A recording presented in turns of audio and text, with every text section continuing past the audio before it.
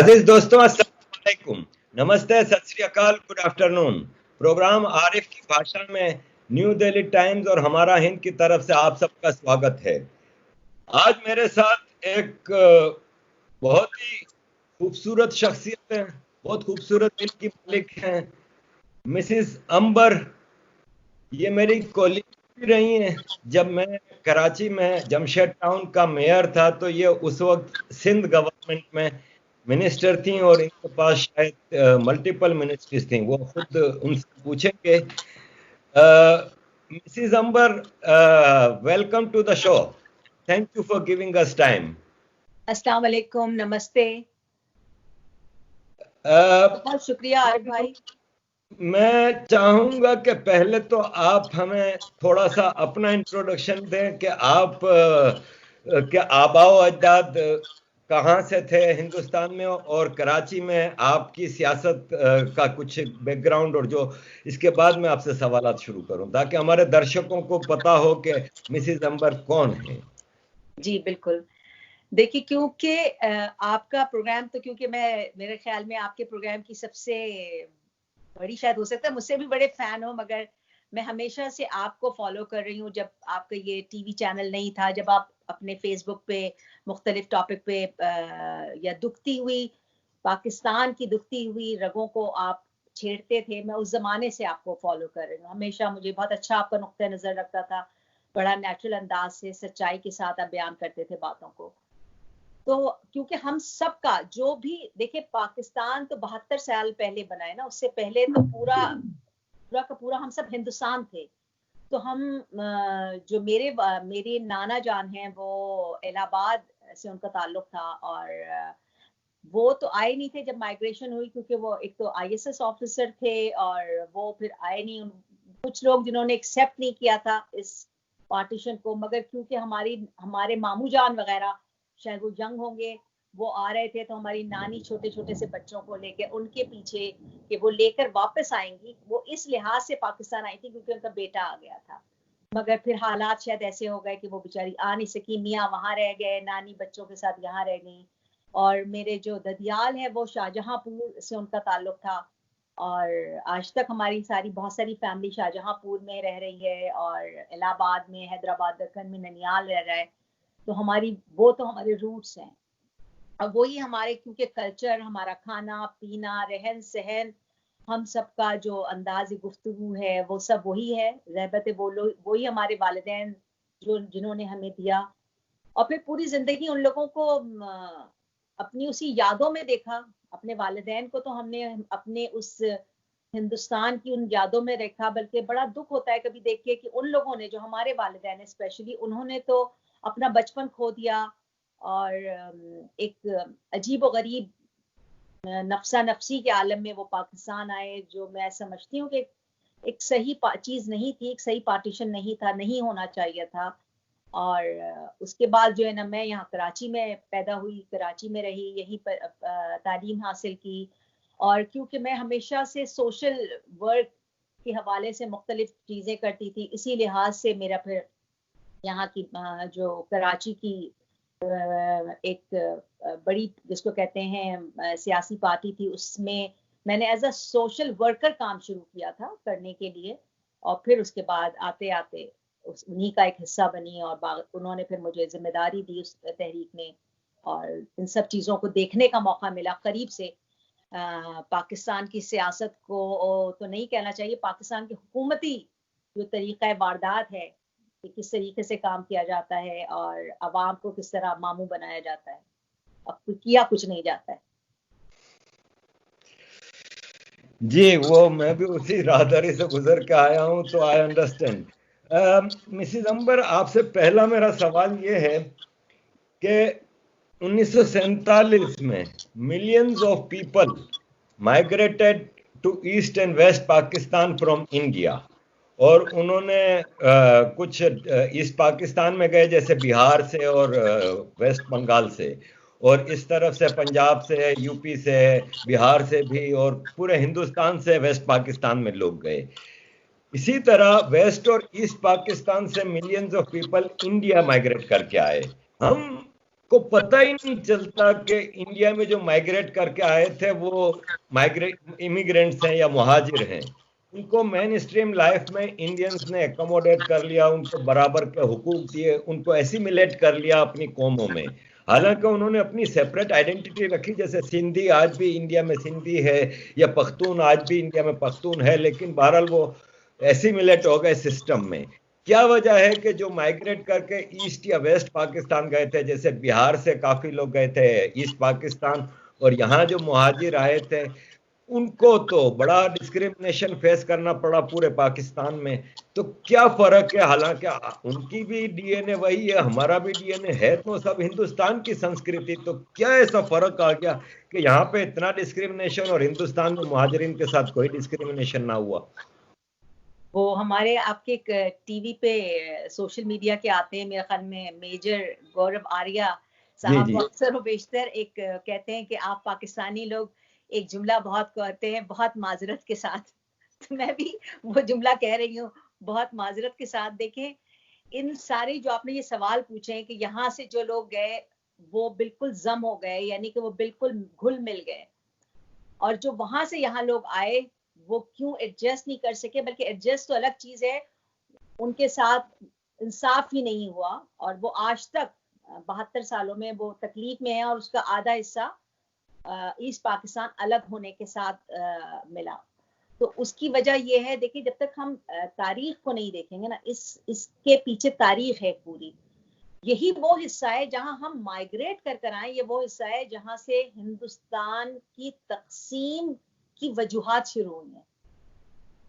ये वो हिस्से, हम उन हिस्सों से आए जिन हिस्सों में जिन्होंने कहना चाहिए भारत, हम उस हिस्से में आए जिन्होंने अंग्रेजों तक को भागने पे मजबूर कर दिया था हिंदुस्तान को छोड़ने से, और हम उन हिस्सों में आए जहां से अंग्रेज दाखिल हुए थे। तो ये जिस जगह हम आए हैं उस जमीन का भी एक तारीख है अपनी। यहाँ से बगावतों ने हमेशा तो हम एडजस्ट, यहाँ के लोगों की जो कल्चर था, यहाँ के लोगों का जो मिजाज था वो भी अलग था।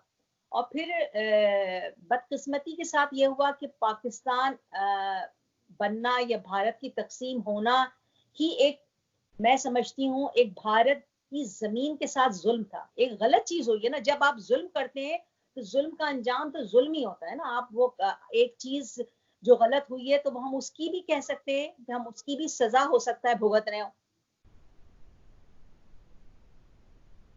हम उसकी भी हो सकता है सजा भुगत रहे हो। उसकी मेरे ख्याल में अभी थोड़ा बीच में डिस्कनेक्ट हो गया होगा। सही है। तो एक गलत फैसले की सजा भुगत रहे हैं हम सब लोग यहाँ पे आने वाले।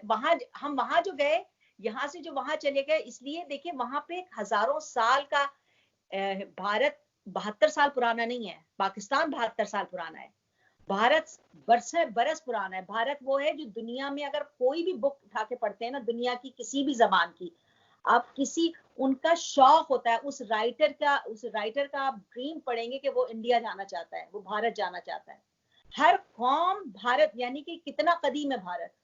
तो वो तो कदीम, वो तो एक माँ जैसी जमीन है ना, वो उसका काम, इसीलिए कितने लोग आए उसमें एडजस्ट होते गए। उसमें उस भारत जमीन की खूबी ये थी कि वो अपने अंदर जम कर लेता है लोगों को।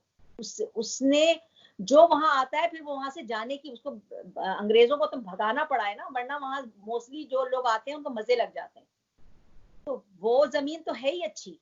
बाकी देखिए, वो बुराइयां छोटी मोटी तो हर जगह होती हैं, हर कल्चर में होती हैं। वो ऐसा नहीं होगा कि कोई 100% परफेक्ट कोई सोसाइटी होगी। मगर मैं ये समझती हूँ कि भारत इस कुर्रे पे अल्लाह ताला की सबसे बड़ी नेमत है, जिसकी हम लोगों ने शायद उस नेमत से, हम लोगों ने अल्लाह ताला की उस नेमत से कुफर किया या उसके हम इनकारी हुए, तो उसकी सजा हम भुगत रहे हैं। ये मैं ये समझी हूँ। गुड बाजी, आपसे अगला सवाल है। अभी हमने 3-4 दिन पहले एक वाकया देखा पाकिस्तान की एक पेशावर में अदालत में, एक आदमी को ब्लास्फेमी की केस चल रहा था। एक यंग लड़का आता है बंदूक लेके अदालत में और उसको कत्ल कर देता है।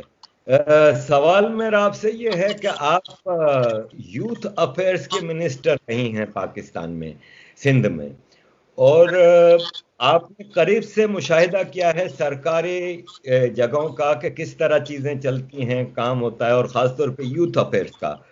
क्या वजह है कि ये एक इतना एक्सट्रीमिस्ट यंग लड़का, और फिर इसके बाद जो रिएक्शन है कि पूरा पाकिस्तान उसको वेलकम कर रहा है, उसको सपोर्ट कर रहा है उसकी सॉलिडरिटी में, और वो अदालत में आज पेश किया गया तो उसको उसकी पप्पियां ली जा रही हैं, उसके गले लगाए जा रहे हैं, फूल निछावर किए जा रहे हैं, तो हर आदमी फिर इस तरह तलवार लेकर निकल जाएगा। क्या फिर ये जस्टिफाई करता है कि कल को कोई आदमी कहे कि मुझे नबी पाक ने ख्वाब में आके कहा है कि मैं इमरान खान को मार दूं, तो वो फिर इमरान खान को भी मार सकता है? क्योंकि फिर तो एक ट्रेंड सेट हो गया ना कि भाई नबी पाक ने ख्वाब में आके कह दिया तो बात खत्म। आप मुझे वजीर उमूर नौजवान रही हैं, आप मुझे बताएं कि ये इग्नोरेंट कौम, ये जहालत से भरपूर लोग कहां से आ गए, और क्यों हुकूमती लेवल पे क्या ऐसी कमजोरियां हैं, क्या वजह है कि हम अपनी एक समझदार या बर्दाश्त वाली कौम पैदा ना कर सके? देखिए, इस सवाल का जवाब बहुत ही दर्दनाक और बहुत अजियतनाक ये खबर है। मगर ये तो एक खबर है ना अजियतनाक, जिसको हम डिस्कस कर रहे हैं। ऐसी बेहिसाब खबरें हैं जो हम शायद डिस्कस भी नहीं कर रहे, ना करते हैं, ना उन पे कभी हमने रोशनी डाली है। इस खबर जिस जगह पे 16 या 17 साल की बच्ची अपने साथ जिनसी ज्यादती की शिकायत किसी जज से करने गई हो, और वहां जज उस बच्ची को रेप कर दे, तो आप ये बताइए उस माशरे में जो कुछ भी ना हो वो कम हो। ये तो मैंने आपको एक, जहां पे इंसाफ मिलना है, मैं एक इंसाफ देने वाली कुर्सी पे जो आदमी बैठा है, और फिर उस आदमी को गिरफ्तारी से पहले उसको वो भी मिल जाता है कि इनको कब्ल गिरफ्तारी उस जज साहब को कोई अब गिरफ्तार भी नहीं कर सकता। तो जहां माशरे का ये निजाम हो, जहां जज करप्ट हो, जहां पुलिस करप्ट हो, जहां पूरा माशरा, पूरा निजाम करप्ट हो चुका हो, तो वहां फिर यही ऐसे ही बच्चे जन्म देते हैं। फिर वहां माशरे में जहां इंसाफ ही नहीं है, जहां तालीम ही नहीं है, जहां गुर्बत का बोलबाला है, तो वहां ये मासूम, मैं मतलब उस लड़के को, कातिल को मासूम नहीं कह रही हूँ। हर माँ जब बच्चा पैदा करती है तो वो एक इंसान का बच्चा पैदा करती है, ना वो मुसलमान का बच्चा पैदा करती है, ना वो काफिर का बच्चा पैदा करती है, ना वो ईसाई का बच्चा पैदा करती है, ना वो कादियानी, मतलब किसी मजहब से बाला होकर वो एक इंसान को पैदा करती है।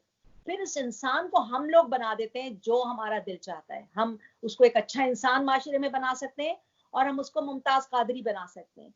ये हम, और पाकिस्तान के अंदर आपको पता है कि इस तरह के चीजें दिखाकर पूरी दुनिया में हम ये दहशत फैला रहे होते हैं कि देखिए हमारे पास ऐसे एक्सट्रीमिस्ट हैं, अगर आपने कुछ किया, और जाहिर बात है उसमें ज्यादातर खौफजदा करना उनको दुनिया से तो नहीं होता है, उनको भारत को डरा रहे होते हैं। जो मेन फोकस मुझे लोगों से बातें करके, जो हमारी हुक्मरान तबके हैं, उनका सारा फोकस, सारी कॉम्प्लेक्सेस, सारा अपने आप को अच्छा करने के बजाय, बल्कि वो इंडिया को देख के अपने आप को अच्छा करे कि इंडिया और हम एक साथ अलग अलग हुए थे, एक दिन का फर्क से। क्या वजह है कि वहां पे एजुकेशन ज्यादा आ गई है, उन लोगों ने तरक्की कर ली है। मैं अमेरिका में रहती हूँ, आप यकीन जाने, हम अमेरिका में होते हैं, जब हम बाहर जाते हैं तो लोग हमें डिफ्रेंशिएट तो नहीं कर पाते ना। लोग मुझे देख के पहले पूछते हैं सवाल कि आप इंडियन है, यानी कि इंडिया का एक नाम है एक हर जगह पे। फिर हम बताते हैं जी हम पाकिस्तानी हैं, 40, मतलब एक पूरी हिस्ट्री ज्योग्राफी हमको बताना पड़ती है। यानी कि हमारी शक्लें, हमारा बोलने का अंदाज, हमारी हर चीज एक है। मगर हमारे पास जब पाकिस्तान का नाम आता है तो लोग तो कहते हो पाकिस्तान बोलना कोई हमारे लिए अच्छी बात नहीं होती है। तो इसी तरीके से ये इस तरह के जहन खास तौर पे क्रिएट किए जाते हैं, उनकी गुर्बतों को कैश किया जाता है। गली गली कूचों कूचों में मदरसे बना दिए गए हैं, उन मदरसों में इन बच्चों को प्रोड्यूस किया जाता है। माँ बाप को बच्चों पूरे 1 साल के पैसे दे दिया जाता है। तो कौन, वो पैसे कहाँ से आ रहे हैं? वो मदरसे वालों के पास वो पैसे कौन दे रहा है जो उन बच्चों को वो ब्रेन वॉश कर रहे हैं? चाहे वो उन बच्चों को क्या दिलचस्पी, उन 16 17 20 साल के बच्चों का आज मोबाइल पकड़ा दें, मोबाइल में फिल्में देख रहे होंगे बैठ के, बल्कि देखते होंगे, वो बच्चे भी देखते होंगे। वो अपने पूरे साल के पैसे माँ बाप उनके गरीब ले जाते हैं, उनके 12 बच्चे होते हैं, उन 12 में से 2-3 मदरसे वाले ले लेते हैं, उनके गुजारे हो जाते हैं। और ये फिर इसी तरह के बच्चे क्रिएट करते हैं, उनको तो पता भी नहीं। सच्ची सी बात है, मुझे याद है मैं एक दफा कब्रिस्तान गई थी, वही मदरसे के बच्चे जो बुला लिए जाते हैं ना कुरान पढ़ने के लिए, उन बच्चों से मैंने, क्योंकि अब वो आदत है मेरी, सवाल जवाब करती हूँ डिफरेंट चीजें, तो उनसे पूछा मैंने, बताओ तुम्हारे आखिरी नबी का नाम क्या है? तो कहने लगा जुल्फकार अली भुट्टो। और इस तरह से मैंने 2-3 सवाल पूछे, तो उन लोगों को तो मजहब के बारे में ही नहीं पता है, नबी कौन है, रसूल कौन है, मोहम्मद अली जिन्ना कौन है, मतलब वो सब मिक्स हुआ हुआ एक डिब्बा है, डिब्बे के अंदर बहुत सारी चीजें डाल दी हैं और उसको शेक कर दिया है। तो वो बच्चे, पाकिस्तानी बच्चे, मेजॉरिटी वो निकले, बहुत कम बच्चे होते हैं या बहुत कम लोग होते हैं जिनके पास पैसा या तालीम होती है, तो बाहर निकल जाते हैं, उस माशरे से बाहर निकल आते हैं बहुत मजबूरी के साथ। सब घुटन, इस वक्त पाकिस्तान घुट गया है, बिल्कुल घुटे हुए माहौल में है। तो ये ऐसे ही लोग प्रोड्यूस करते हैं, मतलब जिसने मारा होगा उसको मजहब के बारे में अलिफ बे भी नहीं पता होगी, मैं कहना ये चाह रही हूँ आपको। उसको इस्तेमाल किया गया है और इस्तेमाल होते रहेंगे जब तक इन सब चीजों को सही नहीं किया जाएगा।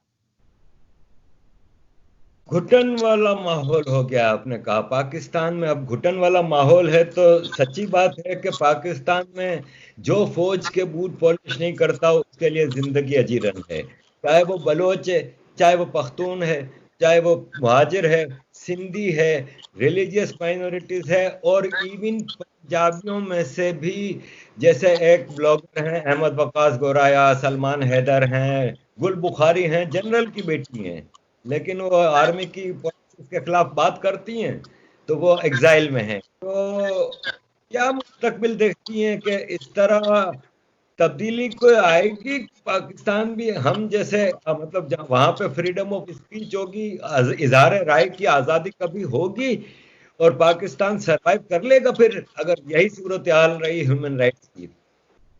देखिए, हकीकत पसंदी से अगर हम काम लें, और मैं अब कहूँ भी खुदा ना करे, अल्लाह ना करे, ऐसा ना हो, ऐसा ना हो, मगर जो चीज हम बोते हैं वही निकालते हैं ना। मतलब अगर मैं बबूल के कांटों का दरख्त लगाऊंगी तो बबूल के कांटे ही निकलेंगे, उसमें आम नहीं निकलेगा।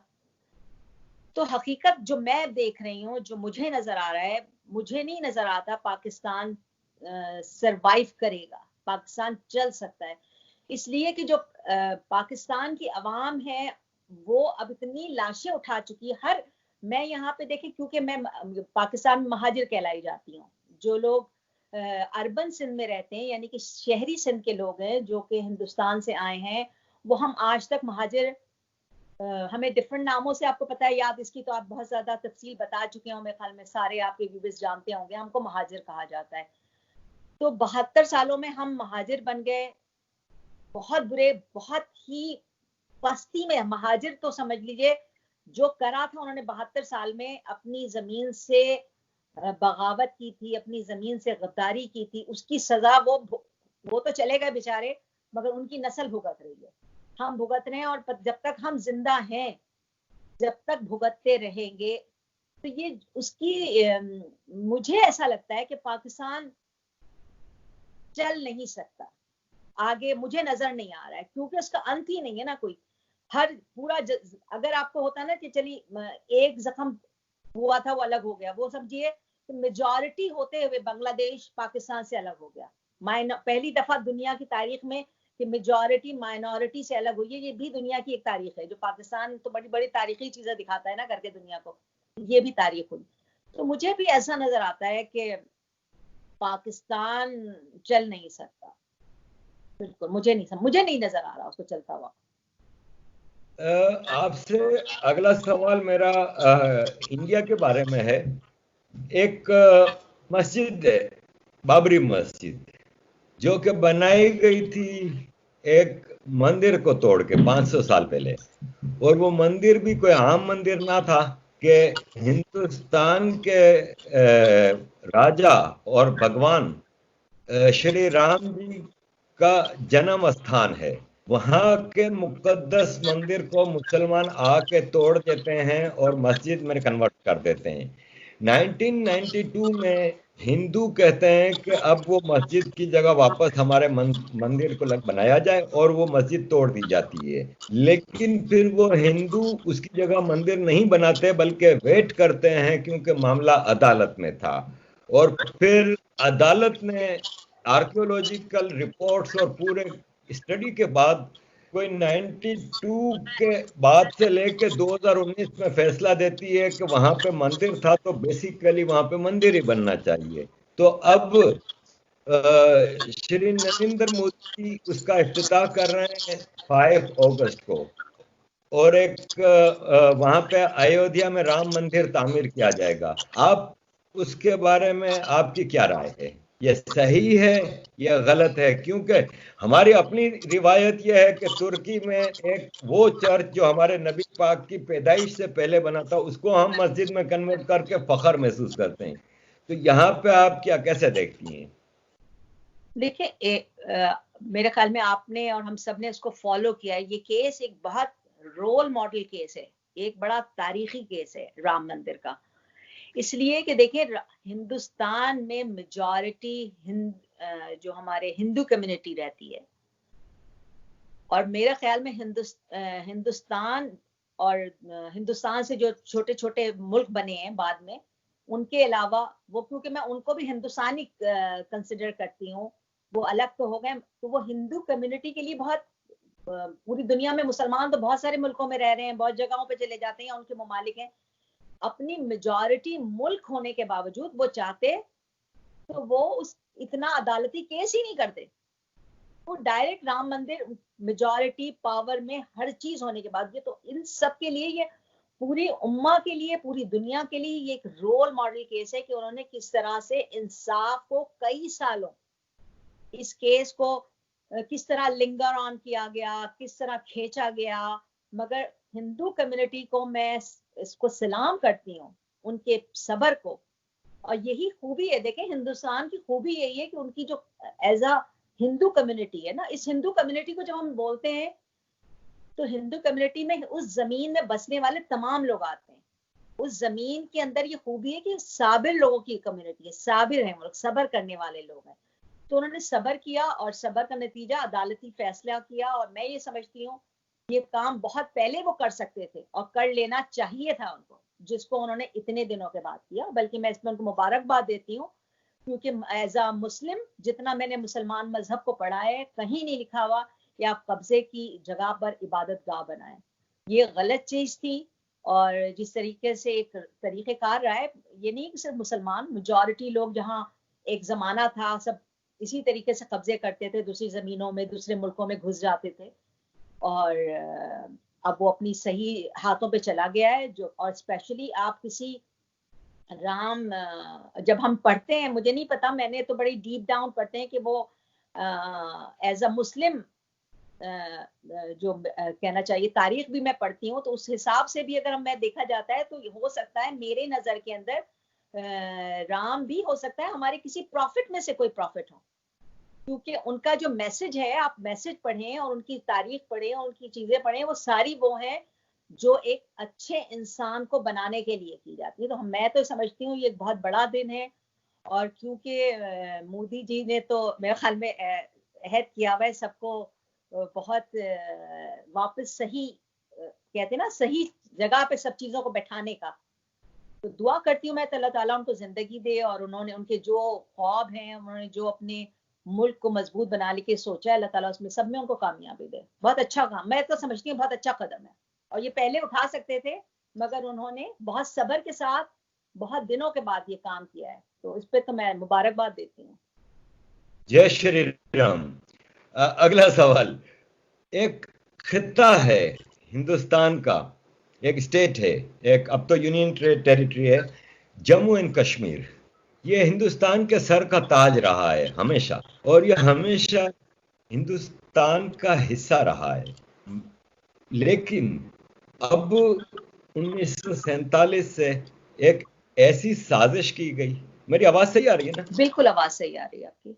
ऐसी एक साजिश रची गई, इंटरनेशनल डिजाइन्स थी जो पाकिस्तान बनाया था जिस मकसद के लिए, और हिंदुस्तान को ऑक्यूपाइड रखने के लिए। तो इश्यूज छोड़ने थे, तो जम्मू एंड कश्मीर का एक इशू छोड़ा गया।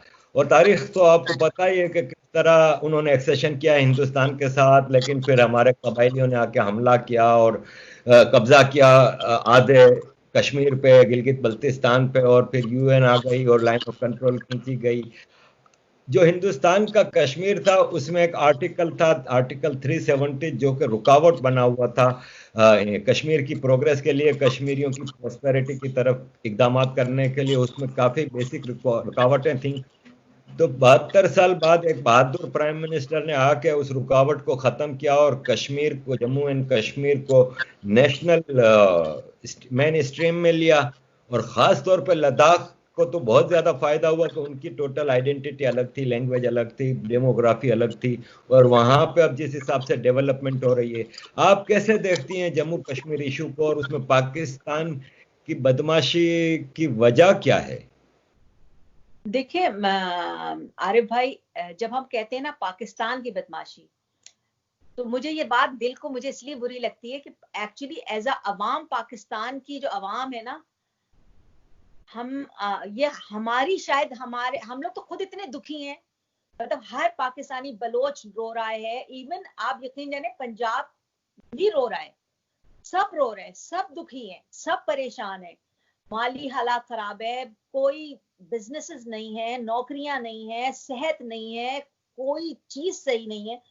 तो हम लोग तो जो जख्मी जख्मी चूर चूर हैं। तो कश्मीर, मतलब कश्मीर के लिए हम अपने ही घर कहते हैं ना, पहले घर चराग फिर मस्जिद चराग।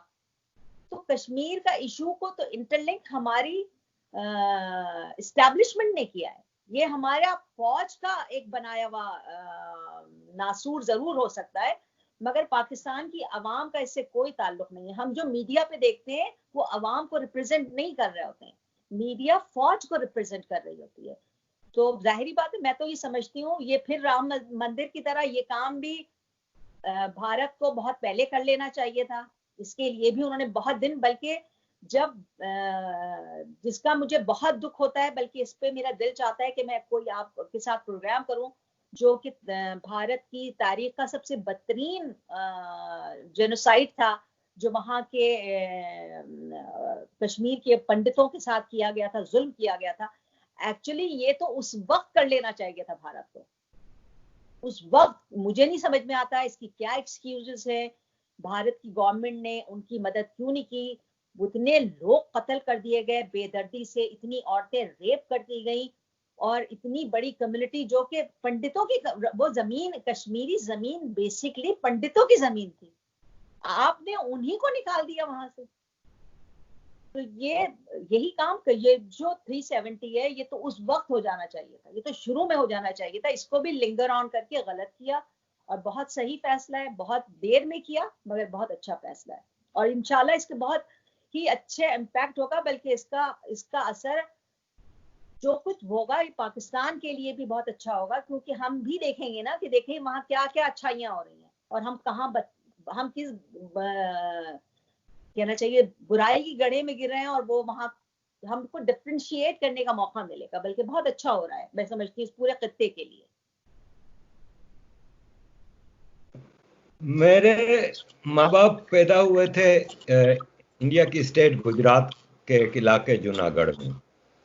और मैंने अपनी सारी जिंदगी, अपने जो थोड़ा बचपन अपने माँ बाप के साथ गुजारा, तो उसमें मैंने देखा कि वो अपनी मातर धरती को, अपनी जन्मभूमि को बहुत मिस करते थे।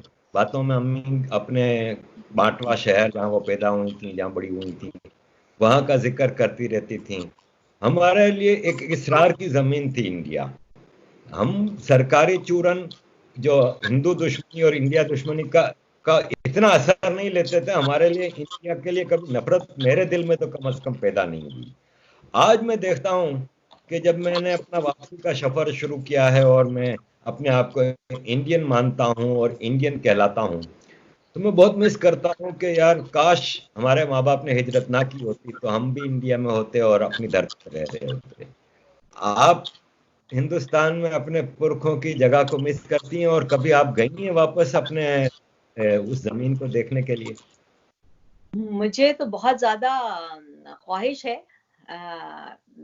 इंडिया जाने की, और इंशाल्लाह जरूर जाएंगे। इंडिया में जाऊंगी। असल में मुझे एक चीज अभी याद आ गई थी, तो मैंने कहा कि मैं आपको कश्मीर के हवाले से, देखिए जहां कश्मीर के अंदर जहां तक, अगर मैं गलत हूं तो आप मुझे दुरुस्त कर दिएगा, यासीन मलिक वहां के एक टेररिस्ट। हाँ दहशतगर्द हैं, जिनकी बीवी, जिनकी शादी पाकिस्तान की फौज ने करवाई है, जिनकी बीवी का ताल्लुक आईएसआई से है। तो आप ये बताइए कि, और वहां पे मैं देखती हूँ कि वो बड़ा फ्रीडम है, वो खातून जो है वो इंतहाई डिजाइनर ग्लासेस, डिजाइनर के कपड़े, डिजाइनर के बैग, डिजाइनर ऊपर से नीचे तक सरापा वो डिजाइनर होती हैं। अक्सर व बेशतर जो जितने भी हमारे सो कॉल्ड वहाँ मुसलमान लीडर्स हैं, महबूबा मुफ्ती हैं, आप इन सबको मैं क्योंकि वॉच करती हूँ, इनके कपड़े देखती हूँ, इनके मेकअप देखती हूँ, उनके एज अ खातून का मतलब आला दर्जे के ये डिजाइनर्स के कपड़े पहनते हैं। मतलब और गुर्बत की बात करते हैं कश्मीरी मुसलमानों की, वहां के लोगों के हालात देख लीजिए।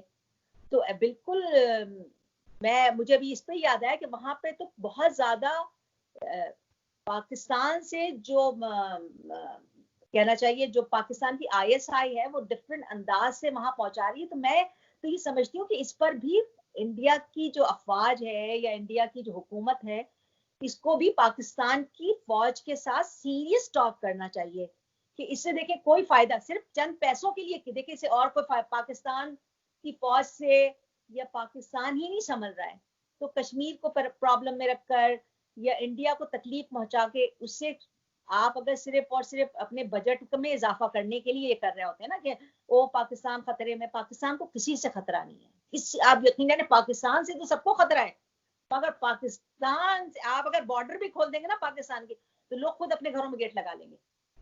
अगर हम पूरे बॉर्डर खोल देते हैं ना, कहते हैं भाई आप सब आए, आप यकीन जाने सारे जो हमारे जितने पड़ोसी ममालिक हैं वो खुद ताले लगा लेंगे। उनको हमसे खतरा है क्योंकि हमने अपने मुल्क में इतने एक्सट्रीमिस्ट लोग पैदा कर दिए हैं, इतने दहशतगर्द, उनके पास इल्म नहीं है, उनके पास कुछ नहीं है, तो वो कहीं पे जाने के लिए भी खतरनाक हो जाते हैं, किसी भी मुल्क में जाने के लिए खतरनाक हो जाते हैं। तो यही हाल है, यही वजह था कि कश्मीर में जितनी भी प्रॉब्लम पैदा हुई या हो रही है, और अब मेरे ख्याल में 370 के बाद ये ज़हमत है, उनको सफाई करनी है ना, इन तमाम जो पिछला गंद है वो साफ करने में टाइम लगेगा, टेक टाइम। मगर मुझे पता है कि जितना खूबसूरत कश्मीर है, अब मोदी जी जब तक हैं, और उसके बाद भी मेरी दुआ है कि ऐसा ना हो कि मोदी जी की हुकूमत 4-5 साल के बाद ना हो और उसके बाद फिर वही पुराने सिस्टम में चले जाए। तो ऐसे ही कोई हुकूमत आगे भी भारत में आए तो वो बहुत अच्छा होगा, जो कश्मीर के लिए अच्छा करे। सॉरी, आपका नेक्स्ट सवाल आपने क्या था? इलाहाबाद जो कि अब प्रयागराज है, जी, आपको मिस करती हैं और आप कभी गई हैं वापस शाहजहांपुर या इलाहाबाद जो आपका पुरखों का इलाका नहीं है? मैं नहीं गई, बिल्कुल मैं नहीं इलाहाबाद गई। प्रयागराज। नहीं मैं गई नहीं हूँ, बल्कि दिल चाहता है कि वहां जरूर जाएं, क्योंकि हमारी तो मिट्टी वहीं की है। तो इंशाल्लाह ताला जरूर जाएंगे और मिलेंगे, बल्कि रिश्तेदारों से बातचीत होती रहती है, वो लोग सब आप यकीन जानिए मैं हैरान होती हूँ, वहां पे जो लोग हैं वो बिल्कुल पक्के हिंदुस्तानी हैं। वो अपने आप को किसी भी हाल में हमसे लिंक करना कोई प्राउड फील नहीं करते, ना उनको पसंद आता है। वो बहुत खुश होते हैं, बल्कि हमारी बातें सुन के वो दुखी होते हैं कि देखो गलत हुआ, पाकिस्तान बनके ना तुम लोगों के लिए अच्छा हुआ ना हम लोगों के लिए अच्छा हुआ। ये आप कह रहे हैं, लेकिन वहां पे रहने वाले कुछ लीडरान जो कम्युनल पॉलिटिक्स बिलीव करते हैं, जैसे अवैसी साहब हैं, वहाँ की कुछ जर्नलिस्ट हैं, राना अयूब वगैरह, वो 24 घंटे एक ही रोना रोती हैं कि यहाँ पे मुसलमानों पे जुल्म हो रहा है, मुसलमानों का जेनोसाइड हो रहा है। मेरा बड़ा दिल करता है कि इनको पूछूं कि जेनोसाइड की स्पेलिंग भी पता है, इन्होंने कभी जेनोसाइड देखा है? जेनोसाइड तो हमेशा मुसलमान करता आया है, जैसे बंगाल में किया, जैसे बलूचिस्तान में किया, जैसे ये। तो आप क्या मैसेज देना चाहेंगे हिंदुस्तान के मुसलमानों को कि क्या ये अवैसी वगैरह को फॉलो करना मुनासिब है, जो दिन रात उठते बैठते वहां के भगवानों को गलत गलत नामों से पुकारते हैं, हिंदुओं को एक तरह से हकारत से देखते हैं और वो अपने आप को सुपीरियर समझते हैं? क्या मैसेज है आपका हिंदुस्तान के मुसलमानों के लिए? देखिए, हिंदुस्तान के जैसे मैंने अभी आपसे कहा था ना कि जैसे पाकिस्तान को जब हम कहते हैं ना पाकिस्तान बुरा कर रहा है, इसी तरीके से ओवैसी साहब हिंदुस्तान के मुसलमानों को रिप्रेजेंट नहीं कर रहे हैं। ओवैसी साहब की भी जो डोरे हैं, आपको पता है कहाँ मिल रही हैं? उनकी डोरे भी कोई हिलाता है तो वो हिलते हैं। ओवैसी साहब कहते हैं ना, जो पैसा देता है उसकी बोलते हैं वो। कुछ लोग हिंदुस्तान में अभी भी ऐसे बाकी हैं जो कि हिंदुस्तान को कमजोर करना चाहते हैं। वो पाकिस्तान गए नहीं, उन्होंने हिजरत नहीं की, मगर वो पाकिस्तान को रिप्रेजेंट कर रहे हैं वहां बैठ के, उन्हीं डोरों को रिप्रेजेंट कर रहे हैं जिन डोरों ने पाकिस्तान बनाया, जिन्होंने पाकिस्तान को तकसीम किया, ये उन्हीं के लिए काम कर रहे हैं। तो मैं ये समझती हूँ कि वहां जो मुसलमान रहते हैं, बल्कि वहां पे जो बाज वैसी साहब के साथ मैंने वैसे बहुत सारे हिंदुओं को देखा है, बहुत सारे क्रिश्चियंस को भी देखा है जो कि ओवैसी साहब जैसी जबान इस्तेमाल करते हैं, जो दूसरे मजाहिब के सिख हैं वहां पे। ऐसा नहीं है कि सिर्फ ओवैसी साहब ही बोलते हैं क्योंकि वो मुसलमान है, मैंने वहां पे वहां के डिफरेंट मजाहिब को लोगों को देखा है। वो लोगों का भी एक बहुत ज्यादा तो नहीं है, बहुत माइनॉरिटी में वो क्लास है, मगर एक है क्लास जो कि हिंदुस्तान की जड़ों को कमजोर कर रही है। तो मुझे ये यकीन कामिल है कि देखें, जो हिंदुस्तान की मेजॉरिटी मुस्लिम, मेजॉरिटी हिंदू, मेजॉरिटी सिख, जो दूसरी कम्युनिटीज हैं, उनको ये पता है कि वो जन्नत में, दुनिया की जन्नत में रह रहे हैं, और इस जन्नत को जन्नत बनाना उनके अख्तियार में है। इस जन्नत को उनको, और उनके पास इबरत के लिए पाकिस्तान मौजूद है। वो वहां से बैठ के देख सकते हैं कि दोजख में जाएंगे तो क्या हाल होगा। तो वो, मेरा जहां तक ख्याल है, वो अपनी जन्नत को खराब नहीं करेंगे, चाहे ओवैसी साहब कितनी भी डोरियां हिला लें। और ये इससे ओवैसी साहब की जितनी गालियां और जितनी बदजबानी मैं सुनती हूँ या उनके भाई की, तो उससे एक चीज मुझे मजीद हिंदुस्तान से मोहब्बत होती है कि यहाँ पे तो हम कोई बात, अगर हम पाकिस्तान की, आप क्या पाकिस्तान से क्या नफरत करते, नहीं कर सकते, मैं नहीं कर सकते हम लोग नफरत, हम उस निजाम से नफरत करते हैं, हम जो निजाम बना दिया गया, हम उस करप्शन से नफरत करते हैं। तो वो कोई भी इंसान जो वहां भारत में भी रहता है, वो ये बात सोचे और समझ ले कि अगर उन्होंने भारत के साथ कोई भी चीज, या इस तरह के ओवैसी टाइप जैसे लोगों को, या दूसरे कांग्रेस की, मैं इसलिए वो करती हूँ कि कांग्रेस के जो कर्ता धर्ता लोग थे, उनकी, मैं, मेरी नजर में, मैं उनकी वजह से भारत तकसीम हुआ है। जो चंद लोग थे जिन्होंने भारत को तकसीम किया था या बरतानिया के आलाकार बने थे, वो उनका था, उनमें से कुछ लोग कांग्रेस के करता धरता थे। तो मुझे कभी भी इसलिए वो बहुत ज्यादा अट्रैक्ट नहीं करते हैं या उनकी बातें नहीं करती हैं, क्योंकि उनकी वजह, वो अगर चाहते तो आज ना पाकिस्तान और इंडिया दो नहीं होते, बल्कि हम एक होते। जब हमने मिलके, हमने आजादी की जंग लड़ी थी सबने मिलके, तो क्या हो गया ऐसी चीज, रातों रात ऐसा कौन सा वाबेला हो गया कि आपने तकसीम की बात को एक्सेप्ट कर लिया। आप उसको रिजेक्ट कर सकते थे, आप इसको मानते नहीं, इस पे थोड़ी सी बात और लिंगर ऑन हो जाती। उनको तो बरतानिया को छोड़ना ही था, हर हाल में छोड़ना था भारत को। तो वो तकसीम का फैसला ही गलत था। तो मैं शायद इसलिए मेरे जहन के अंदर, मेरे बैकग्राउंड में, नफ्सियात में रहता है। तो वो एक चंद टोला है जो हिंदुस्तान को कमजोर करना चाह रहा है, मगर मुझे पता है मेजॉरिटी हिंदुस्तानी कभी भी नहीं होने देंगे इंशाल्लाह।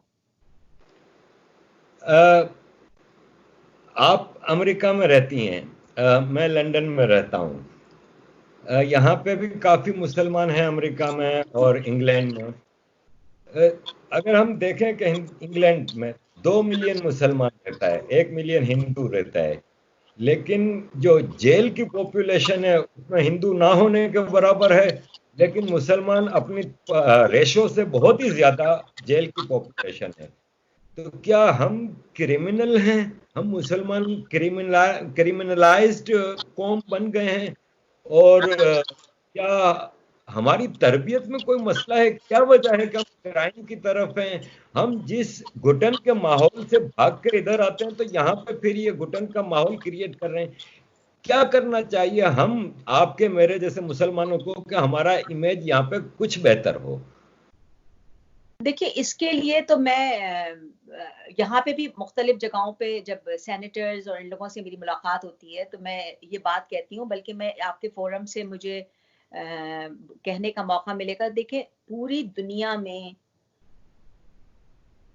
अगर एक चीज सारी दुनिया गवर्नमेंट लेवल पे कर दे कि पढ़ाई का जो सिस्टम है ना, तालीमी सिस्टम से मजहबी तालीम हर जगह से खत्म कर दी जाए। क्योंकि जो छोटे दिमाग बच्चे होते हैं ना, जिनको हम बचपन में, यानी कि आप 5 साल से लेके 15, 16, 17 साल तक के बच्चों को जब हम ब्रेन उनको बना रहे होते हैं तो हम उनको, हमारा फोकस होना चाहिए कि वो एक अच्छे इंसान बने, ना हमारा फोकस होना चाहिए कि वो एक अच्छा हिंदू बने, ना वो अच्छा मुसलमान बने, ना वो क्रिश्चियन बने, ना वो सिख बने। वो 17 साल की उम्र तक एक अच्छा पढ़ा लिखा इंसान बने जो इंसानियत के काम आए। मगर जितनी फिर माजरत के साथ कि जितनी बुराइयों की जड़ें निकल रही हैं वो सब मदरसों से निकल रही हैं। और अफसोस की बात यह कि अमेरिका जैसी जगह में भी मदरसे कायम है, यहाँ पे भी मदरसों का जोर है। तो मुझे नहीं पता कि गवर्नमेंट, जबकि मैं एज अमेरिका की एक शहरी होने के नाते मैं ये समझती हूँ कि कुदरत जो है ना, किसी मुल्क को ऐसे लोग बहुत बुराइयां करते हैं, मगर मैं समझती हूँ कि अल्लाह ताला ने अमेरिका को ऐसे ही सुपर पावर नहीं बना दिया है। इस देखें आप, यहाँ पे सबसे बड़ी जो चीज नजर आती है मुझे बात करने में, वो आपकी सारी छोटी मोटी चीजों को इग्नोर कर देते हैं, मगर ये लोग झूठ बोलना बिल्कुल पसंद नहीं करते हैं। आप ये देखिए कि यहाँ से इन्होंने प्रेसिडेंट को अपने निकाल दिया था व्हाइट हाउस से, या उसको दोबारा उनके नहीं आने दिया। उसकी वजह ये थी कि उसने झूठ बोला था अवाम से।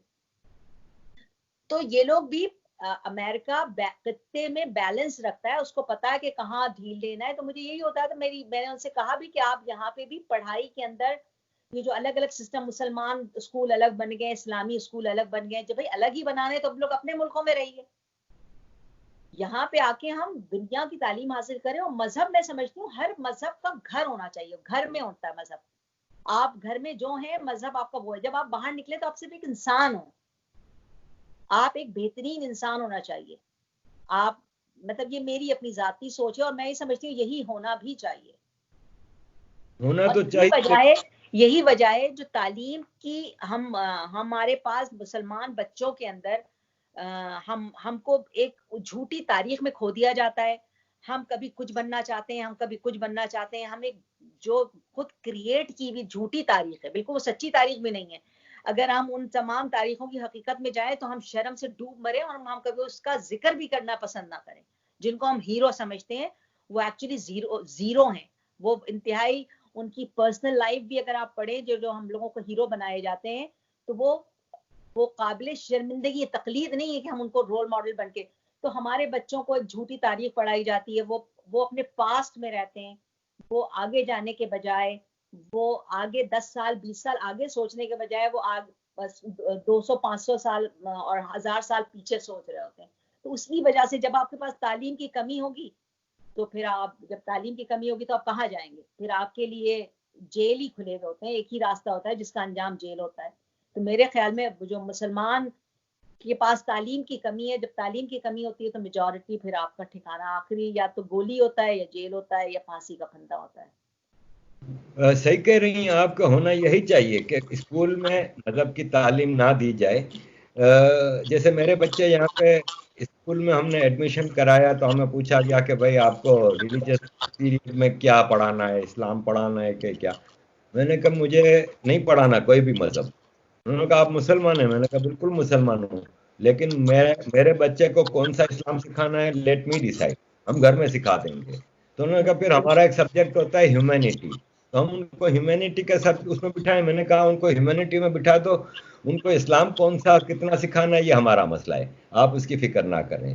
बदकिस्मती है कि आज शाम को मैं इल्फर्ड गया, एक पाकिस्तानियों का बंगालियों का इलाका है यहाँ पे लंदन में। बच्चे स्कूल तो जाते हैं, लेकिन स्कूल से वापस आके अरबी जुब्बा पहन के घुटने से ऊपर तक का सर पे टोपी लेके मदरसे में जाते हैं। तो ये तो हम माँ बाप का फर्ज है कि हम अपनी जनरेशन को क्यों इतना ज्यादा एक्सट्रीम में मजहबी बनाना चाहते हैं। तो अगर इतना ही हमें मजहबी बनाना है तो चले ना, फिर हम चलते हैं सऊदी अरब में जाके रहते हैं या पाकिस्तान में जाके रहते हैं, फिर यहाँ पे क्या लेने आए हैं सर। आपको पता है कि आप जितने हम जुब्बे पहन लें, मगर आप अपनी बेटी की शादी किसी अरब से नहीं कर सकते। हाँ, आप अपने बेटे की शादी किसी अरब से नहीं कर सकते। वो कभी आपके रिश्तों को, मेरी और आपकी तो औकात ही नहीं है कि हम उनको अपने बच्चों को रिश्ते दें।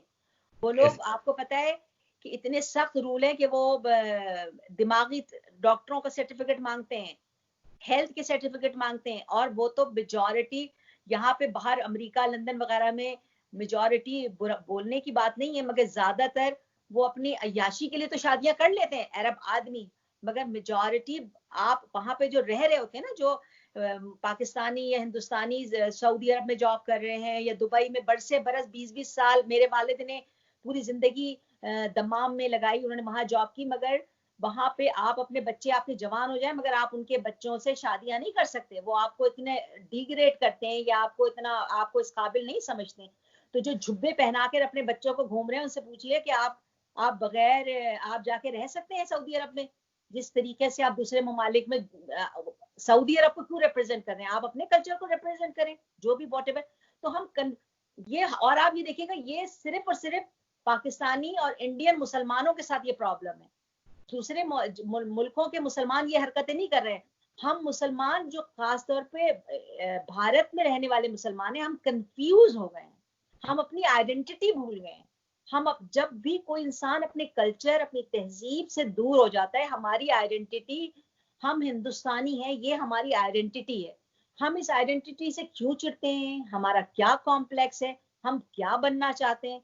हम कितने भी अरब बन जाएं, जज़ाकल्लाह, माशाल्लाह, ला हौला वला कुव्वता, अल्हम्दुलिल्लाह, सुभान अल्लाह कहते रहें, मगर क्या इन सब कुछ को बोलने के बाद कि अरबी, हमको अरबी समझने लगेंगे? नहीं, नहीं समझेंगे। बल्कि वो ज्यादा इंप्रेस दूसरे ममालिक से होते हैं जो अपनी आइडेंटिटी के साथ रहते हैं। अरब भी उनसे ज्यादा कंफर्टेबल फील करते हैं, वो हमसे नहीं कंफर्टेबल फील करते हैं। तो शायद पाकिस्तानी एस्टेब्लिशमेंट ने इसीलिए अपनी कल्चर को अरब से तुर्क की तरफ ट्रांसफर कर दिया, और हर आदमी अर्तुगरल बनने के चक्कर में। उसकी वजह ये कि तुर्कों ने भी इस वक्त जो हुकूमत है, आपको पता है, वो भी एक तरीके के इमरान खान पार्ट 2 है या पार्ट 1 है। उनकी पर्सनैलिटी भी उसी तरीके की बाइपोलर पर्सनैलिटी है। वो कभी यूरोपियन यूनियन का हिस्सा बनने की कोशिश कर रहे होते हैं, कभी वो कुछ करने की कोशिश कर रहे होते हैं। तो वो भी मेरा ख्याल में थोड़ी सी, अब देखिए, मेरी तारीख, जो मैं एक पॉलिटिकल साइंस की मैं स्टूडेंट हूँ, और जितनी मैंने तारीख पढ़ी है दुनिया की, ये मेरा एक डीप डाउन, देखिए, अब एज अ मुसलमानों को कोई उरूज नहीं मिलेगा, ये मुसलमान सोच लें। एज अ पूरी ये मेरी तारीख का जो मैं निचोड़ है वो मैं बता रही हूँ आपको। एज अ आप इंडिविजुअल, आप एक बहुत अच्छे इंसान बन जाएं, आप एक डॉक्टर, बहुत बड़ा नाम पैदा कर सकते हैं मुसलमानों में, आप एक बहुत अच्छे जर्नलिस्ट बन के मुसलमानों में, दुनिया में अच्छा काम कर सकते हैं। आप एज अ इंडिविजुअल तो बहुत अच्छा काम कर सकते हैं, मगर जितनी तारीख है, अब मुसलमानों का एज अ मुसलमान कहीं कोई उरूज नहीं मिलने वाला। एक अच्छा इंसान आप बन जाए तो शायद आपके साथ अच्छा हो जाए मुस्तकबिल में, मगर जो जिन जिन चीजों को पाकिस्तान में गलत तौर पे राइज कर दिया गया है, जिस मुसलमान की शक्ल को भयानक बना दिया गया है, या जो हमारे पुरखों ने या हमारे हमारे कभी मुसलमान हिस्ट्री में जो जुल्म किए हैं, उनको ग्लोरीफाई या उनको हीरो बना के पेश करने की जो संगीन गलतियां की जा रही हैं, उसको फौरी तौर पे रोकना चाहिए, और बच्चों को सही तारीख बताना चाहिए कि उनको जिस जमीन में वो रह रहे हैं उसके साथ उनको मजबूत होना चाहिए। जिस तहजीब और कल्चर और मजहब के फर्क को बताना चाहिए। मजहब से कोई भी मजहब आपको दुनिया में मुकाम नहीं साल, हाँ, आपका कल्चर, आपकी तहजीब तो दिखा। क्योंकि मेरे कितने जानने वाले हैं जो सऊदी अरब में क्रिश्चियन रहते हैं, वो अरबी हैं, वो वहां पे इतना स्ट्रांग उनका मजहब का वो होता है, मतलब वो मजहब उनके लिए इतनी कोई ऐसी चीज नहीं है। वो क्रिश्चियन है, वो अरबी बोलते हैं, आप उनसे अंदाजा ही नहीं लगाएंगे कि ये क्रिश्चियन है। तो इसी तरीके से सिर्फ ये जो मुसलमानों को कंफ्यूज बनाया गया है ना, प्री प्लान, वो पाकिस्तान में बनाया गया, और वो ही रिप्रेजेंट कर रहे हैं पूरी दुनिया में। एक मलगूबा बन गए हैं हम मुसलमान। तो अब मुसलमानों को तालीम हासिल करना चाहिए, और एज ए इंडिविजुअल तौर पे तो हम किसी भी, अगर मैं इंडियन हूँ तो मैं as a Indian, as a कौम के साथ तो मशहूर हो सकती हूँ, मगर अगर मैं ये सोच रही हूँ कि मैं मुसलमान बन के एक दहशतगर्द तो बन सकती हूँ, कहीं बम लगा के सुसाइड जैकेट पहन के उड़ सकती हूँ, मजीद अब मुसलमान को भी बदनाम करना है और पाकिस्तान को भी बदनाम कर सकती हूँ। हाँ, मगर हम अपने कल्चर के साथ अगर जुड़ जाएंगे, मजबूत हो जाएंगे, जो हमारा भारतीय मतलब जो हमारा बर्रसगीर का कल्चर है ना, हमको वापस वहां जाना होगा, हमको वापस अपनी तहजीब से जुड़ना होगा। तो हो सकता है कि हम as a Hindustani, as a भारतीय, एज अ बर्रसगीर हम सरवाइव कर लें, मगर एज अ मुसलमान हम जिस रास्ते पर चल निकलें, वो तबाही के अलावा कुछ भी नहीं है। आपसे मेरा आखिरी सवाल है, लेकिन बहुत इंपॉर्टेंट है। आजकल पाकिस्तान ज़ाहिर है एक मोहताज मुल्क है, इसकी एक रेपुटेशन एक भिखारी मुल्क की है। आप गूगल पे डालें बेगर कंट्री तो सारे पाकिस्तान के वो आ जाते हैं।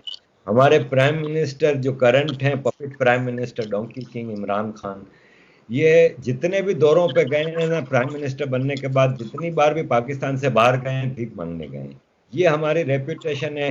हम कभी सऊदी अरब के पीछे भागते हैं, कभी तुर्की के, कभी अमेरिका के। अब हमने एक नया शिकार पकड़ा है, हम समझते हैं कि वो हमारा शिकार है, जबकि मैं समझता हूँ कि हम उसका शिकार हैं। चाइना।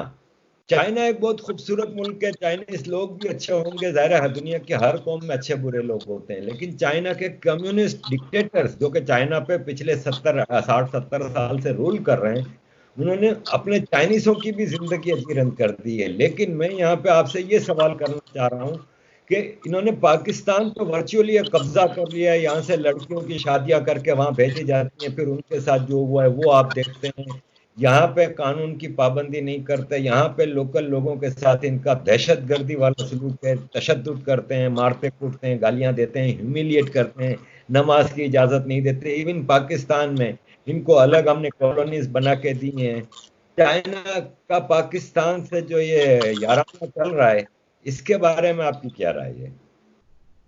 देखिए, अब तो बीमारी चाइना की और पाकिस्तान की बीमारी क्योंकि इतनी सामने आ गई है ना, तो ये जो मुझे और आपको नजर आ रही है ये सब चीजें, ये बीमारी चाइना की पाकिस्तान पे कब्जे की, जो कश्मीर में अगर आप जाएं, जो पाकिस्तान ने जिस पे कब्जा किया हुआ है, जिस कश्मीर पे, वो पूरी जमीन चाइना के कब्जे में है। ये हमको तो अभी अब जो चीजें हमें नजर आ रही ना कि शादी हो गई, फला हो गई, ये तो अब बीमारी समझिए, जब बीमारी पूरे जिस्म में बढ़ जाती है तो नजर आती है ना, कि बिल्कुल आपको बाल गंजे हो गए, कीमोथेरेपी हो रही है, तो इतनी नजर आने लगती है। चाइना पूरी जड़ों को पाकिस्तान की खोखला कर चुका है। देखिए, जो मुल्क अपने मुल्क की छुपकली भी नहीं छोड़ता, जो अपने मुल्क का कॉकरोच भी नहीं छोड़ता, जो अपने मुल्क में कुत्ता भी नहीं छोड़ता, क्या वो पाकिस्तानियों को छोड़ देगा? ये पाकिस्तानियों जितने लोगों को मारा है ना आज तक पाकिस्तान में, एस्टेब्लिशमेंट ने, फौज ने, जिन लोगों ने पाकिस्तानियों को मारा है, कभी बलोच नाम से, कभी महाजिर नाम से, कभी सिंधी नाम से, कभी पंजाबी नाम से, किसी भी नाम से जो मारा गया है ना, जिस्मों को काटा गया है, उसकी सजा देने के लिए चाइना पूरे पाकिस्तान पर जितनी भी ये फौज, देखिए जनरल कर्नल तो जितने भी ना वो चले जाएंगे, ऑस्ट्रेलिया चले जाएंगे, यूरोप चले जाएंगे, अमेरिका सेटल हो जाएंगे, इनकी जमीनें भी हैं, इनके पास पासपोर्ट भी हैं। जो यहाँ की जो फौज के सिपाही है ना, जो उनके इशारों पे लोगों को मार रहे हैं, घरों में कूदते हैं मुंह पे ढाटे बांध बांध के, ये चाइनीज उनको काटेंगे, उनको खाएंगे, उनका चपली कबाब बना के खाएंगे। तो चाइनीज एक जालिम और जाबिर कौम है, ये पूरे खित्ते के लिए खौफनाक है। और पाकिस्तानी पूरी अवाम इस बात को समझती है कि ये चाइनीज, देखें वहां पे जो जुल्म हो रहा होगा मुझे नहीं पता, मगर मुझे ये पता है कि चाइनीज पाकिस्तान के लिए एक बहुत बड़ा एटम बम से भी बड़ा एटम बम है। तो ये बहुत ही खौफनाक, एज अ नेशन खौफनाक है इनकी। मतलब ये ऐसी बातें मैं नहीं जो मैं कर रही हूँ आपसे, आप जाएं इनकी हिस्ट्री उठा के पढ़ लीजिए, मंगोल से लेके जितने भी जालिम लोग दुनिया भर में आए हैं वो इसी खित्ते से आए हैं, जिन्होंने खोपड़ियों के मीनार बनाए हैं वो इन्हीं जगहों से आए हैं।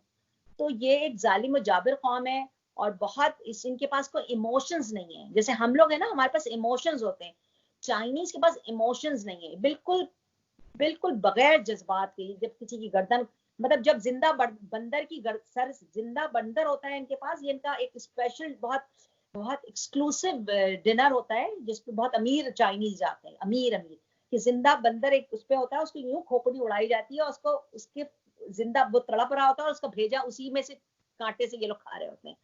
तो पाकिस्तान के लोग सोच ले कि उनके भेजे को ये कैसे खाएंगे, बल्कि जिन बच्चियों की यहाँ से गरीब बच्चियों की शादियां करके वो लेके गए, उनको भी सेक्स स्लेव बना के इन लोगों ने रखा, जिनसी तशद्दुद किया जाता है। तो जिस तरीके से भी हो सके, अगर गवर्नमेंट देखे, उन्होंने तो जमीनें बेच दी है ना, जिन्होंने जमीनें बेच दी उन्होंने ऑस्ट्रेलिया में जजीरे ले लिए, मगर अवाम को तो खुद होश के नाखून लेना है ना, कि क्या उनकी जमीनों को लोग बेचते रहेंगे, जर्नल इधर उधर जाते रहेंगे, अवाम को होश में आना है पाकिस्तान की। और इसके लिए मैं ये समझती हूँ कि पूरी दुनिया को होश में आना चाहिए, ये सिर्फ पाकिस्तान की बात नहीं है। देखिए, ये एक पाकिस्तान एक गलत बुनियादों पे, गलत तरीके से, गलत ज़हन से बनाया गया मुल्क था। जब चीज़ गलत बुनियाद होती है तो उसको जिन लोगों ने बनाया, जिस पर मैं आजकल काम कर रही हूँ, मैं यूनाइटेड भारत के ऊपर मेरा अपना जो फोरम, मतलब मैं अपने तौर पे काम करना मैंने शुरू किया है, और यही एक हल नजर आता है इंसानों की बका के लिए। देखिए, मैं ना किसी भी गवर्नमेंट के खिलाफ हूँ, ना मैं फौज के खिलाफ हूँ, मैं इंसानियत के फेवर में हूँ। मुझे अंदाजा होता है कि पाकिस्तान के अंदर इंसानियत सोच सलूक किया जा रहा है इंसानों के साथ। तो जहाँ पे अगर आपके पड़ोस में भी अगर मर्डर हो रहा होता है ना, अगर कत्ल हो रहा होता है, तो बहुत दिन तक तो वो बदबू, जब लाशें बड़ी हुई होती है ना, थोड़े दिन बाद वो पड़ोस में उसकी बास आने लगती है और बीमारियां उठने लगती हैं। तो हमारे पाकिस्तान के पड़ोस में जो भी ममालिक हैं, वो ये सोच लें कि इसमें बहुत लाशें गिर चुकी हैं या बहुत लोग मर चुके हैं, पड़ोस में अब बास जा रही है। ये जो लोगों को प्रॉब्लम हो रही है, वो इन जो यहाँ पे मजलूम लोग मारे जा रहे हैं, उनकी उनकी रूहें भटक रही हैं उस पूरे खित्ते में, जिनको जिनको सिर्फ किसी को हिंदुस्तानी बोल के मारा जा रहा है। आज तक 72 साल में हमने पाकिस्तान बनाया, हम रॉ के एजेंट ही ठहरा रहे हैं। तो खुदा के लिए रॉ देख लें हमारी तरफ भी। अब हम रॉ के एजेंट के नाम से ही मर रहे हैं ना, तो रॉ भी हमारे देख लें, हमें कितना मारा जाएगा। या बैठ के पाकिस्तानी एजेंसियों से के साथ वो बैठ के बात करें कि हमारा मुल्क तोड़ के बनाया गया था, ये गलत फैसला था। यूनाइटेड नेशन को चाहिए, और वो जिन लोगों ने इस पाकिस्तान की लकीर बनाई थी पाकिस्तान बनाते वक्त, उनसे जाके मेरा इरादा है कि मैं उन लोगों से जाके उस लेवल पे बात करूं कि ये गलत फैसला था, इसके लिए आपको कुछ करना चाहिए। और मैं समझती हूँ कि कहते हैं ना, घुटना पेट से मिलता है, तो वापस हमें आज, कल या परसों हमें वापस अपने आप से मिल जाना चाहिए। और यही एक मुझे एक हल नजर आता है, या तो अंडर वन अम्ब्रेला, या यूनाइटेड भारत, या यूनाइटेड बर्रे सगीर, वॉट एवर। इसकी अभी कोई वाज़ेह शक्ल नहीं है, मगर इसका हल मुझे एक यही नजर आता है। जी, यही दुनिया ने भी, जो तरक्की याफ्ता कौमों ने जो पहले 100 साल एक दूसरे से जंग करते थे, उन्होंने भी अपने बॉर्डर तक उठा दिया, और फ्री ट्रेड, और आज फ्रांस और इंग्लैंड में, यूरोप में, इस तरह अमेरिका, कनाडा में। तो बिल्कुल हल तो यही होना चाहिए। और हिंदुस्तान ने, मेरे अपना मुशाहिदा है कि कई बार कोशिश की पाकिस्तान को वापस रास्ता दिया हिंदुस्तान की तरफ आने का, लेकिन हर बार हम पाकिस्तान की हुकूमत ने, आम पाकिस्तानी तो नहीं बेचारा, आम पाकिस्तानी तो खुद मजलूम है, हुकूमत ने, फौज ने हमेशा भारत की पीठ में छुरा मारा है। तो अब हल जो आपने बताया यही है कि काबुल से लेकर रंगून तक एक सिंगल मार्केट होनी चाहिए, चाहे हुकूमतें कैसी भी हो, कंट्री हो, सब कुछ हो, लेकिन एक लोगों का आना जाना हो, मिलजुल हो, और एक कौम बन जाए, तो मैं समझता हूँ कि ये दुनिया का सबसे पावरफुल रीजन हो सकता है। Thank you very much, Mrs. Amber, for giving us time. It was really wonderful to have you here. आपने जो जज्बात हमें बताए हैं, मुझे उम्मीद है कि हमारे हिंदुस्तान के मुसलमान खास तौर पे आपकी बातों को सुन के कुछ समझ लेंगे, सीख लेंगे कि हाँ, वो जन्नत में रह रहे हैं। पाकिस्तान में जो गए थे हिंदुस्तान के लोग, उनका क्या हाल है, ये उनको कुछ अंदाजा होगा। आप अपने आखिरी पैगाम में कुछ कहना चाहेंगे? बस मैं यही कहना चाहूंगी कि हम सबको मिलके काम करना है, बगैर किसी भी नफरत के मैसेज के बगैर। हम पहले हिंदुस्तानी हैं, मतलब इस पे हमें शर्मिंदा नहीं होना चाहिए। ये जो एक नफरत के, मुझे बहुत दुख होता है, कभी कभी मैं सारे प्रोग्राम देखती हूँ कि कभी हमारे जो हिंदू भाई हैं, वो उनको वो कि हमें काफिर कहा जाता है, या उनको ये दुख निकल उनके बात आता है। तो हमें उन तमाम कंफ्यूजन्स को खत्म करना चाहिए। हम वो कौमें हैं कि हमने पूरी दुनिया में, आपको पता है कि 200 साल 300 साल पहले अमेरिका में काले गोरे और इन सब की लड़ाइयां खत्म हुई। पूरी दुनिया में सालों साल जब आपस में मजहबी और नस्ली लड़ाइयां होती रही, सलीबी जंगे, फला जंगे, हिंदुस्तान वो वाहिद जमीन का खित्ता था जहां उसने पूरी दुनिया को ये दिखाया कि किस तरीके से मुख्तलिफ मज़ाहिब प्यार मोहब्बत और एक बन करके रहते हैं। हम तो उस खित्ते से ताल्लुक रखते हैं जिसने पूरी दुनिया को, ये पहली दफा जब वहां दुनिया के लोग आते थे, वो अमेज, वो हैरान हो जाते थे इस चीज को देखे, अरे ये मुख्तलिफ मजहब के लोग एक साथ रह रहे हैं। हमारी शक्लें क्यों हम आप बताइए, हमारी सबकी शक्लें मिलती जुलती क्यों है? क्योंकि कन्वर्ट हुए ना। अब इसमें बहुत सारे लोग कहते हैं हम तो डायरेक्ट सैयद हैं, या हम तो, आप डायरेक्ट सैयद तो कोई हिंदुस्तान में रहने वाला हो नहीं सकता। कैसे हो सकता है डायरेक्ट सैयद? वहां या तो वो उनके वालिद वहां से होंगे, जैसे हमारी अपनी फैमिली में है, हमारे ननियाल वाले सब सैयद हैं, फैमिली सैयदों की फैमिली है। तो आप हिंदुस्तान में पैदा हुए, आपकी अगर दादा परदादा, तो या तो आप सैयद हैं इसलिए सैयद हैं कि आपको फिर किसी सऊदी ने शादी की होगी यहाँ पे, किसी यहाँ की हमारी किसी हिंदू माँ बहन से। इसी तरह मजहब फैला होगा ना। कदीम मजहब तो मुसलमानों का मजहब तो 1400 साल पुराना मजहब है। उससे पुराने जितने भी मजहब हैं वो सब कन्वर्ट ही हुए हैं ना। कोई क्रिश्चियन होगा, कोई यहूदी होगा, कोई हिंदू होगा, हम सब कन्वर्टेड लोग हैं। जितने मुसलमान हैं, वी ऑल कन्वर्टेड। तो हमको वैसे ही रहना चाहिए जो हमारी असलियत है। हम अपनी मजहब बदल लिया, हम अपनी तहजीब ना बदलें, हम अपना कल्चर ना बदलें, हम अपनी सोच ना बदलें। मुसलमान होने का मकसद या क्रिश्चियन होने का मतलब, आप हिंदुस्तान में अगर रह रहे हैं और आप अगर क्रिश्चियन बन गए तो आप पहले हिंदुस्तानी हैं। हम पहले जो भी हो, हमारी हकीकत यही है। आप कितनी भी पाकिस्तान बना लें, आप पाकिस्तान बांग्लादेश बना लें, आप रहेंगे हिंदुस्तानी। ये आपको इस पर फख्र महसूस करना चाहिए, और अपनी तहजीब और अपने कल्चर पे फख्र महसूस करना चाहिए, जिसको पूरी दुनिया देखना चाहती है, देखती थी। और उसकी आप दुनिया की तारीख उठा के पढ़ लीजिए, वो हिंदुस्तानी कल्चर से इम्प्रेस थे, वो बड़े सगीर में भारत से इम्प्रेस थे। तो हम इतनी इम्प्रेसिव कल्चर रखते हुए हम कहाँ आ गए? हम ऐसे क्यों हो गए? तो उस पर हमें काम करना चाहिए। एज अ मुसलमान मैं समझती हूँ कि हम सबको एज अ इंडिविजुअल काम करना चाहिए, इंडिविजुअल बेसिस पे काम करना चाहिए। बहुत बहुत शुक्रिया आरिफ भाई, thank you very much, and I hope के इन फ्यूचर ऑल्सो हम इस तरह एक बैठक करेंगे। Thank you very much. शुक्रिया बहुत बहुत।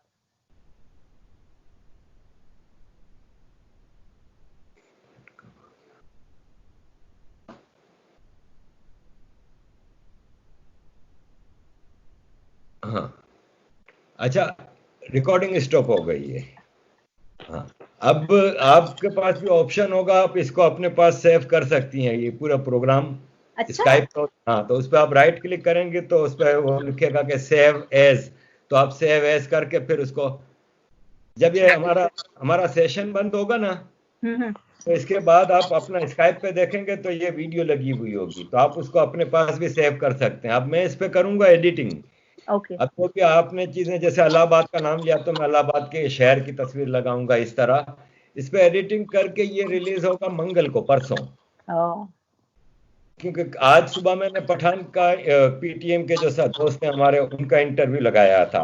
अच्छा। अब कल मैं अपनी वीडियो लगाऊंगा, और परसों फिर ये आपका इंटरव्यू लगेगा। तो जब ये लग जाएगा तो मैं आपको लिंक भेज दूंगा, लेकिन आपके पास ये रिकॉर्डिंग सेफ रहेगी। अच्छा अच्छा, गुड, वेरी गुड। बहुत अच्छा प्रोग्राम है। Thank you very much. बहुत शुक्रिया आरिफ भाई, अल्लाह ताला आपका। Okay, thank you, Allah Hafiz.